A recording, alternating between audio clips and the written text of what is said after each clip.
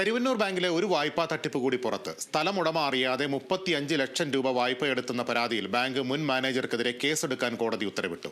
5 ലക്ഷം മാത്രം വായ്പയെടുക്കാൻ ഈട് നൽകിയ ആധാരത്തിനുമേലാണ് ഉടമ അറിയാതെ മുൻ ബാങ്ക് മാനേജർ ബിജു കരീം 35 ലക്ഷം കൂടി വായ്പയെടുത്തത്.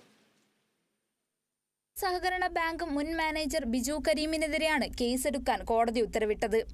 ഇരിങ്ങാലക്കുട മൂർക്കനാട് സ്വദേശി പൊയ്യാറ കൗതമിന്റെ ഭാര്യയും വിധവയുമായ ജയ്ഷ നൽകിയ പരാതിയിലാണ് ഇരിങ്ങാലക്കുട ഫസ്റ്റ് ക്ലാസ് മജിസ്ട്രേറ്റ് കോടതിയുടെ നടപടി. 2013 ജയ്ഷയുടെ ഭർത്താവ് ഗൗതം 5 ലക്ഷം രൂപ വായ്പയെടുത്തിരുന്നു. അത് 2018 അടച്ചു തീർക്കുകയും ചെയ്തു. പിന്നീട് 2022 ബാങ്ക് ഉദ്യോഗസ്ഥർ എത്തി നോട്ടീസ് നൽകിയപ്പോഴാണ് വ്യാജ വായ്പയുടെ വിവരം ജയ്ഷ അറിയുന്നത്. തങ്ങളുടെ അറിവോടെയല്ല വായ്പ എടുത്തത് എന്ന് വിവരം ബാങ്കിനെ ധരിപ്പിച്ചെങ്കിലും ബാങ്ക് ചെവി കൊണ്ടില്ല. ഇതോടെ കോടതിയിൽ പരാതി നൽകുകയായിരുന്നു. എൻ്റെ ഹസ്ബൻഡ് മരിച്ചു.